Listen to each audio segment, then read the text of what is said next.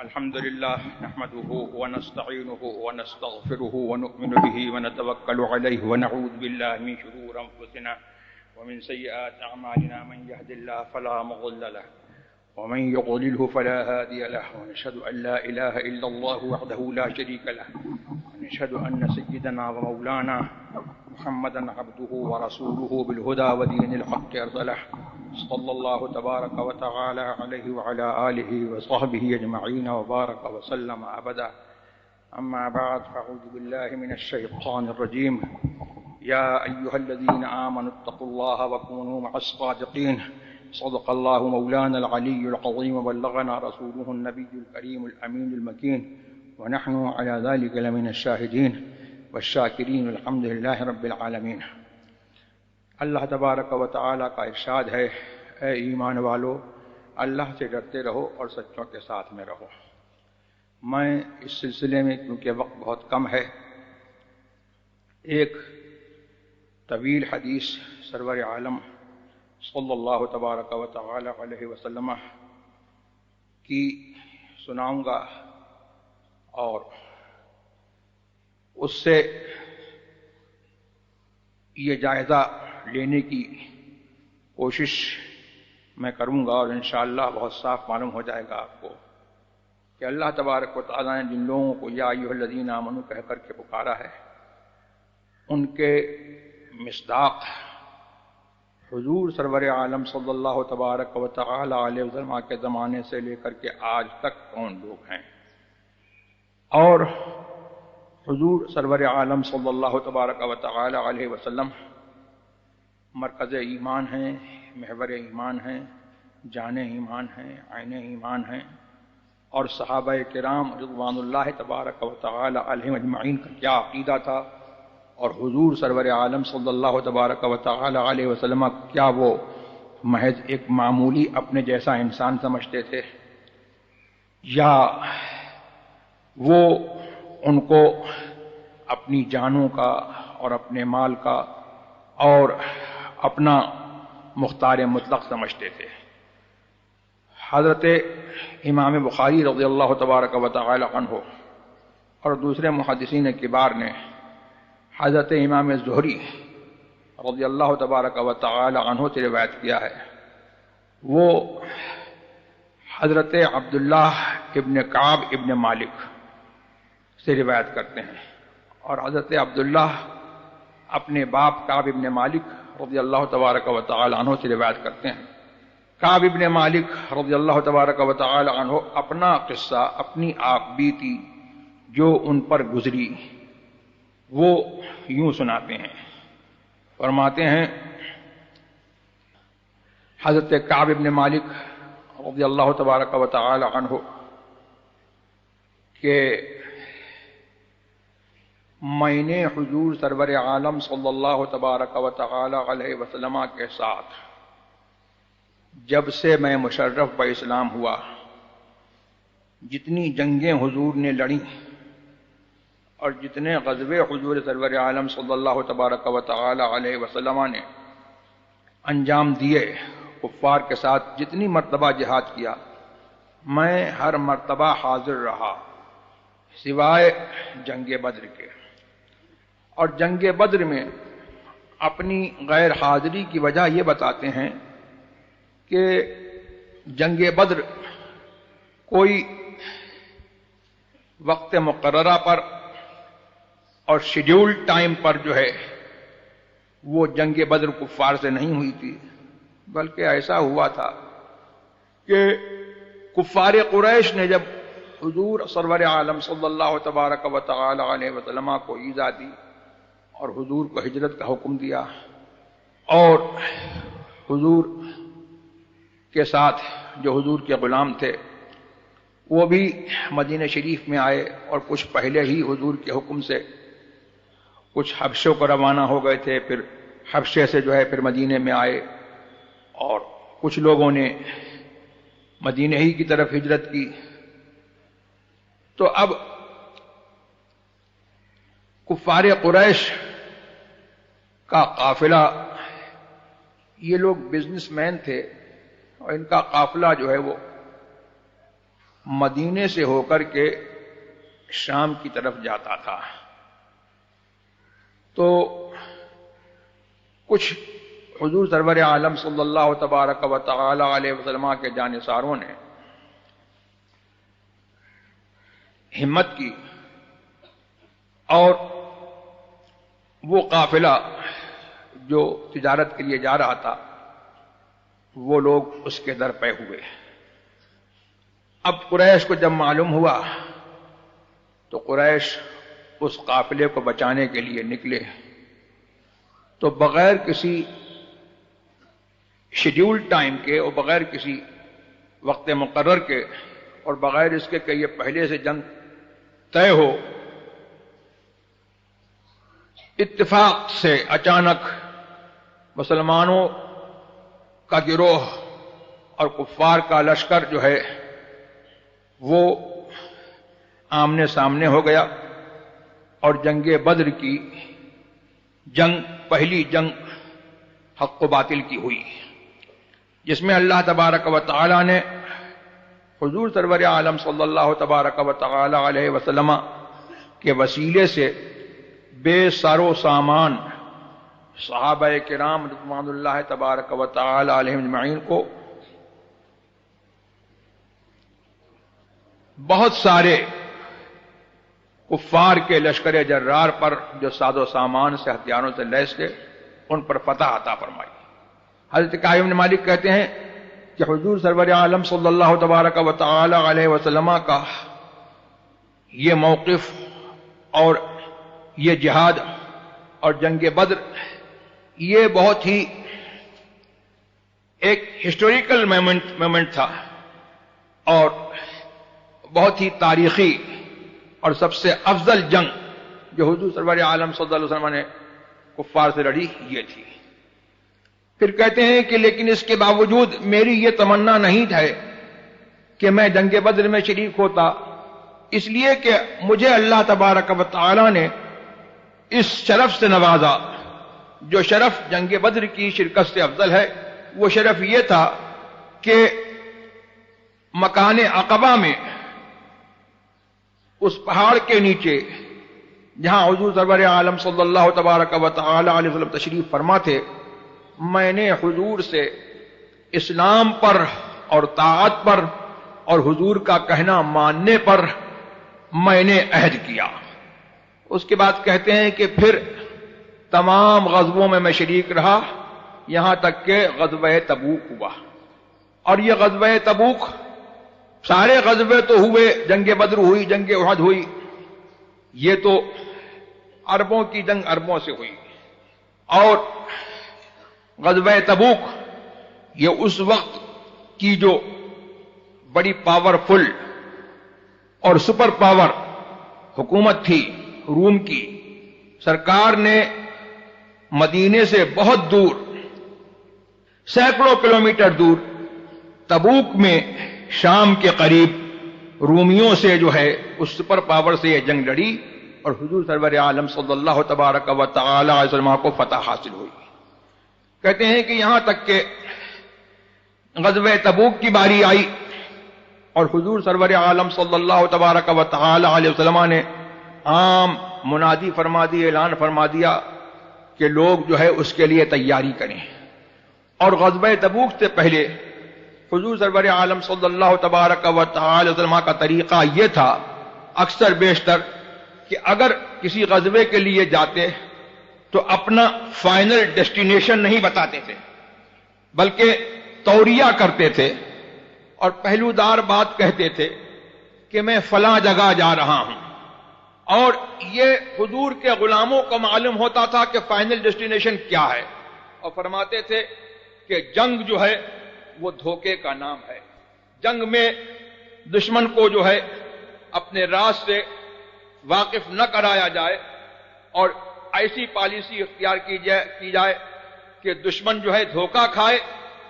تو یہ فرماتے تھے کہ جنگ دھوکے کا نام ہے۔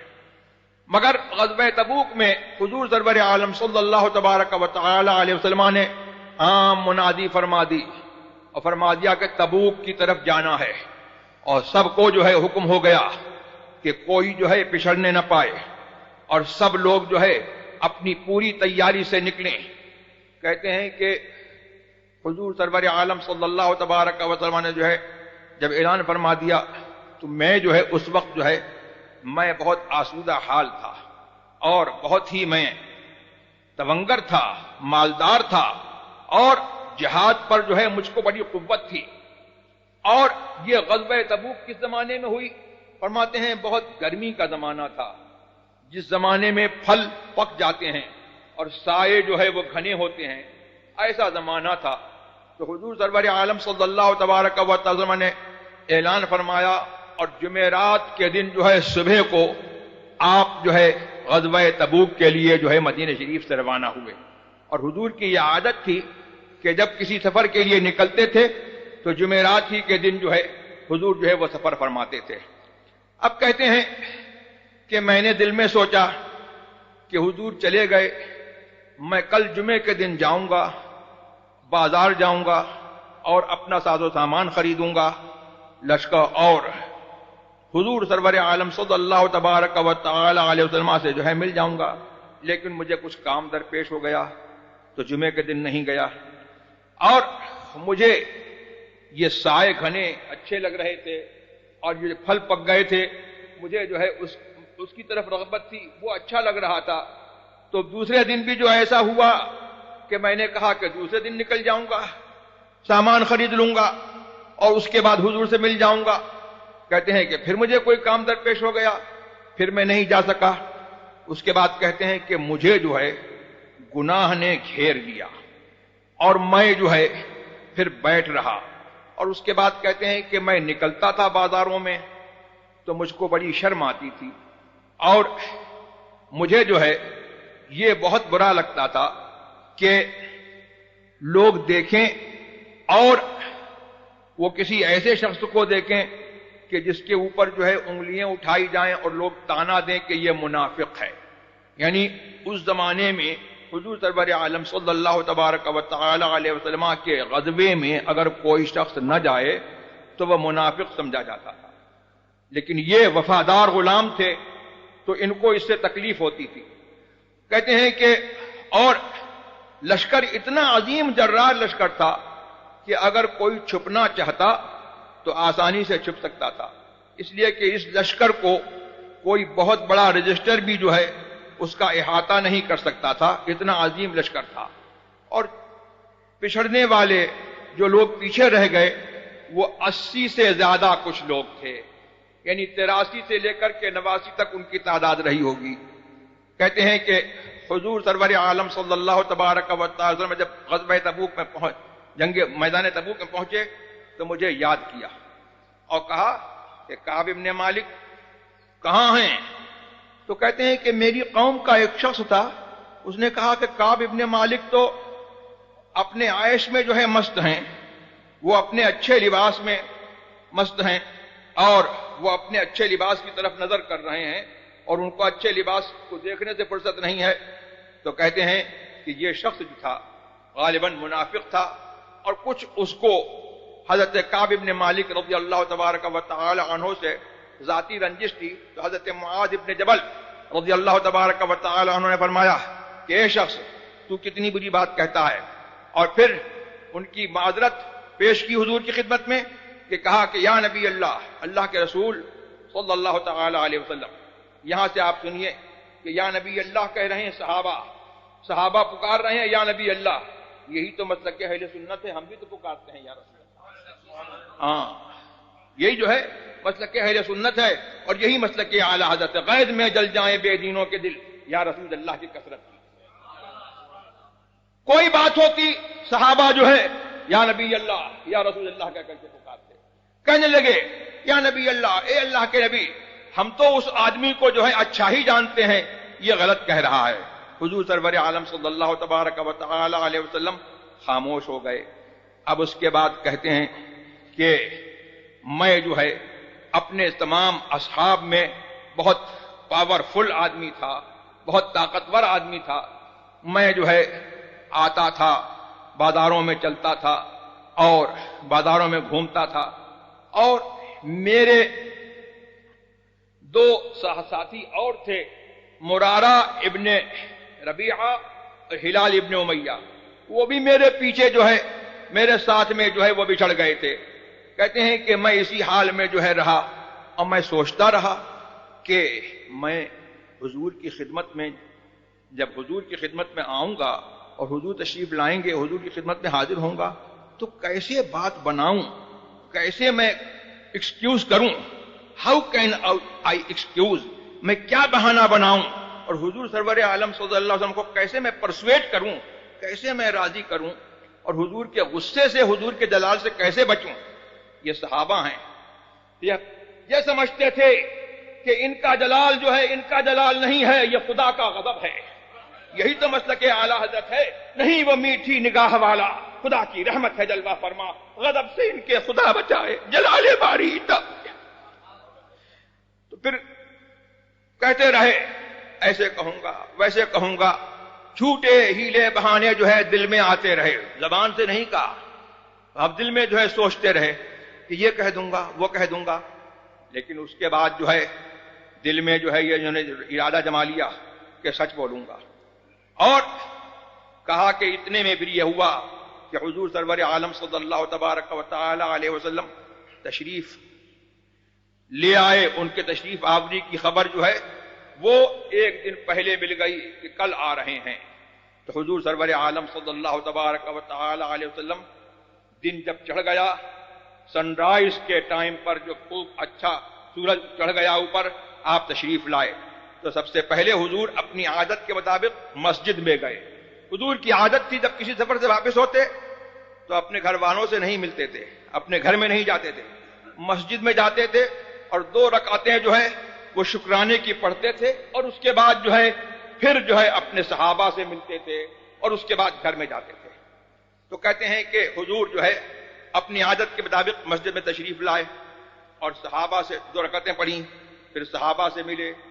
اب لوگ جو ہے آتے تھے, جو منافق تھے وہ لوگ جو ہے آتے رہے اور حضور سے جو ہے باتیں بناتے رہے, حضور ہم کو یہ کام لگ گیا وہ کام لگ گیا. حضور نے جو ہے ان کا جو ظاہری عذر تھا وہ قبول کر لیا اور ان کا باطن اور ان کے اندر کی بات اللہ کے سپرد کر دی. اور یہ حضور کا قاعدہ تھا. حضور نے فرمایا کہ ہم کو یہ حکم ہے کہ ہم جو ہے ظاہر پر عمل کریں اور باطن جو ہے اللہ کے سپرد کر دیں. تو حضور کو سب خبر تھی, لیکن حضور کو حکم نہیں تھا ان کے راز کھولنے کا, تو حضور نے جو ہے ان کے ظاہر کو قبول کر لیا. کہتے ہیں کہ اب میری باری آئی, میں حضور کی خدمت میں حاضر ہوا. تو کہتے ہیں کہ میری نظر جب حضور پر پڑی تو حضور جو ہے مسکرائے, لیکن اس مسکراہٹ میں غصہ تھا, جلال تھا. حضور نے فرمایا کہ کعب ابن مالک, تم نے تو اپنی اونٹنی خرید لی تھی, کیوں نہیں آئے؟ تو کہتے ہیں کہ یا رسول اللہ, اگر میں کسی اور کی خدمت میں بیٹھتا اور میں اس سے جھوٹ کہتا تو اس کے غصے سے بچ سکتا تھا, لیکن مجھے یقین ہے کہ اگر میں آپ کے سامنے سچی بات کہوں گا حضور کو جلال آ جائے گا.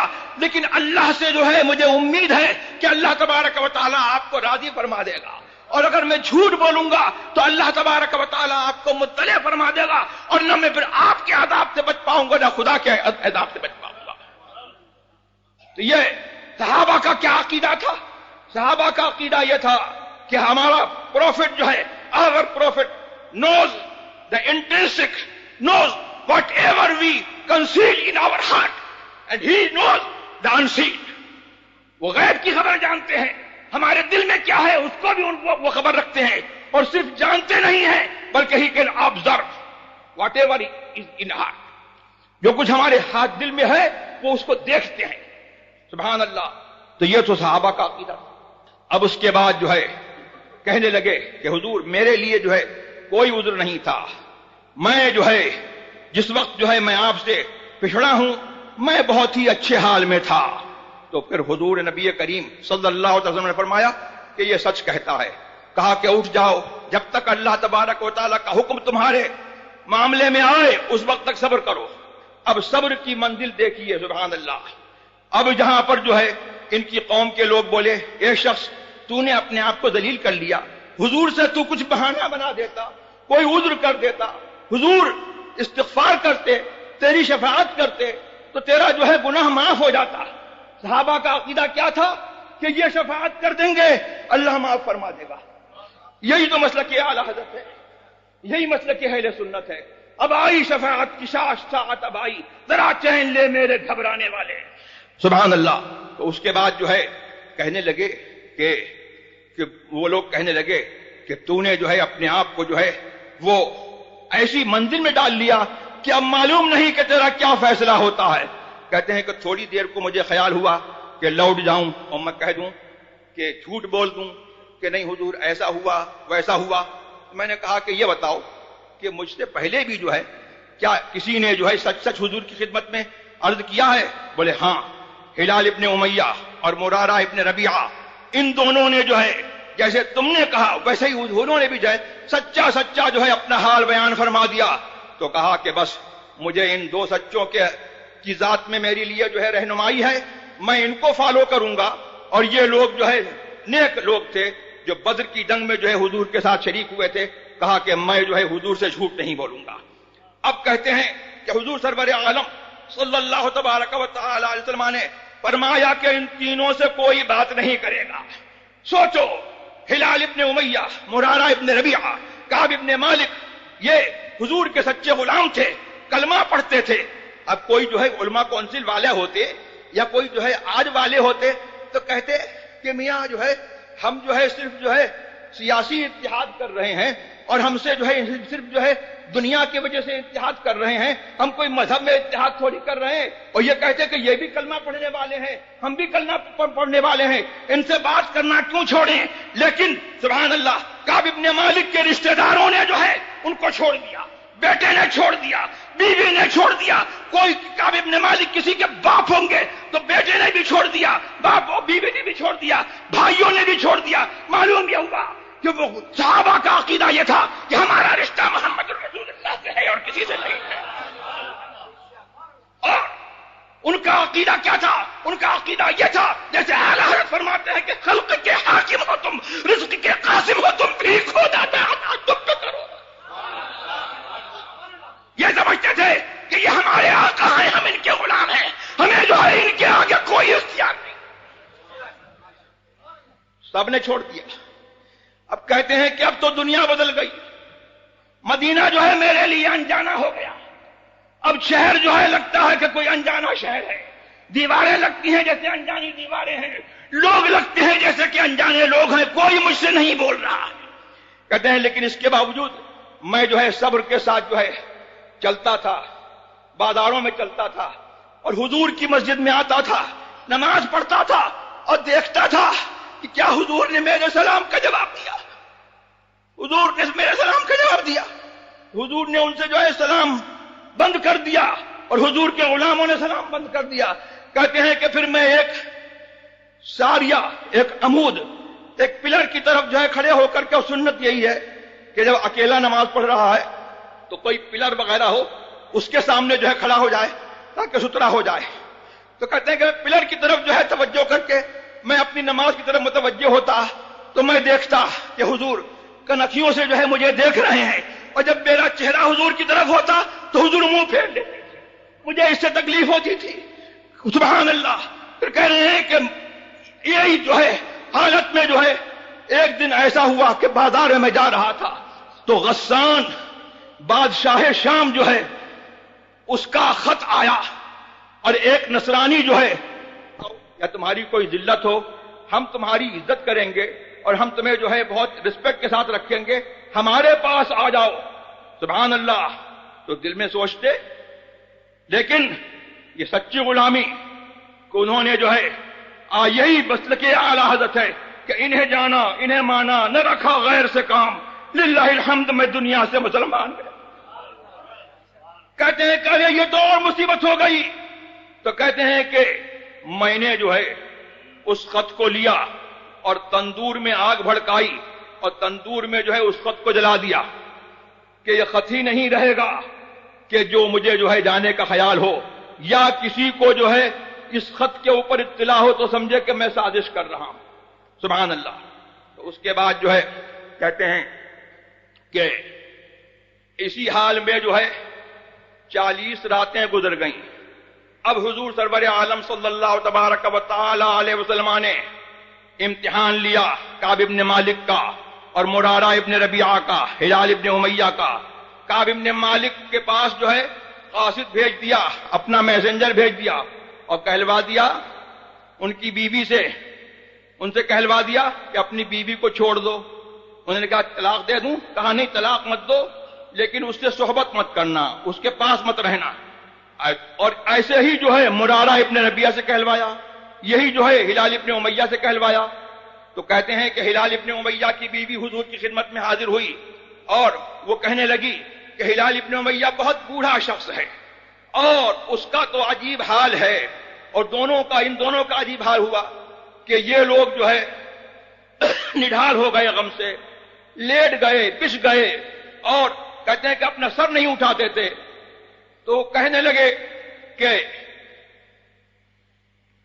کہ بوڑھا شخص ہے اور وہ نہ کھاتا ہے نہ پیتا ہے، میں کیا اس کی خدمت کر سکتی ہوں؟ حضور نے کہا کہ ہاں خدمت کرو، لیکن تم سے ہرگز صحبت نہ کرے۔ تو کہا کہ اس کے اندر اس کی طاقت ہی نہیں ہے۔ سبحان اللہ، یہ صحابہ کا معاملہ تھا کہ اگر کہہ دیں کہ بیوی چھوڑ دو تو بیوی چھوڑ دیں، کہہ دیں کہ بھائی چھوڑ دو تو بھائی چھوڑ دیں۔ کہہ رہے ہیں کہ اب یہاں پر جو ہے کہتے ہیں کہ جب میری مصیبت جو ہے بہت زیادہ ہوئی اور مجھے صبر نہیں ہوا، تو ایک دن جو ہے میں اپنے بھائی کے باغ میں کیسے گیا، دروازہ بند تھا، دیوار پر میں چڑھ گیا۔ میرا چچازاد بھائی ابو قتادہ تھا، جو میرا چچازاد بھائی تھا، میں نے اس کو سلام کیا، اس نے سلام کا جواب نہیں دیا۔ میں نے کہا کہ کیا تو یہ سمجھتا ہے، مجھے بتا دے کہ کیا ہے، میں اللہ و رسول سے محبت کرتا ہوں؟ اس نے جواب نہیں دیا۔ دوسری مرتبہ کہا خدا کی قسم تجھ کو دیتا ہوں، میرے سوال کا جواب دے، اللہ و رسول سے محبت کرتا ہوں کہ نہیں؟ تو اس نے جواب نہیں دیا۔ پھر تیسری مرتبہ قسم دی کہ میں جو ہے تجھ سے سوال کرتا ہوں کہ میں اللہ و رسول سے محبت کرتا ہوں۔ تو اس نے کہا اللہ و رسولہ اعلم، اللہ جانے اس کا رسول جانے۔ یہی تو مسلک اعلی حضرت ہے کہ اللہ جانے اور اللہ کے دیے سے جو ہے رسول جانے۔ اسی لیے تو اعلی حضرت نے فرمایا کہ اور کوئی غیب کیا تم سے نہا ہو بھلا، جب نہ خدا ہی چھپا تم پہ کروڑوں درود۔ تو کہتے ہیں کہ پھر تو مجھے رونا آیا اور میں جو ہے دیوار جو ہے پھاند کر کے جو ہے چلا گیا۔ کہتے ہیں کہ اسی حالت میں جو ہے جب میں ایک جو ہے دن فجر کی نماز پڑھ کر کے اپنی چھت پر بیٹھا تھا، تو میں سنتا ہوں کہ سلا پہاڑ کی چوٹی سے جو ہے کوئی کہہ رہا ہے اے کعب ابن مالک تجھ کو بشارت ہو۔ تو کہتے ہیں میں نے کہا الحمدللہ، اب جو ہے میری صبر کی گھڑی جو ہے وہ ختم ہوئی اور انشاءاللہ خوشی کی گھڑی آ گئی۔ کہتے ہیں کہ پھر وہ شخص جو ہے گھوڑا دوڑاتا ہوا جو ہے میرے پاس آیا اور اس کی آواز اس سے پہلے میرے پاس آئی۔ میں نے اس کو اپنے دونوں کپڑے جو ہے دے دیے بشارت کے طور پر، علامت کے طور پر کہ خدمت میں حضور کی جاؤ اور یہ بتا دو کہ غلام حاضر ہو رہا ہے۔ کہتے ہیں کہ اور میری توبہ جو ہے جو قبول ہوئی ہے، تو قبولیت کی خبر جو ہے حضور پر جو ہے وہ نازل ہوئی تھی۔ وہی نازل ہوئی تھی کب؟ جب تہائی حصہ جو ہے رات کا گزر چکا تھا۔ تو حضرت ام سلمہ نے کہا کہ کیا ہم اب کعب ابن مالک کو خبر نہ دے دیں؟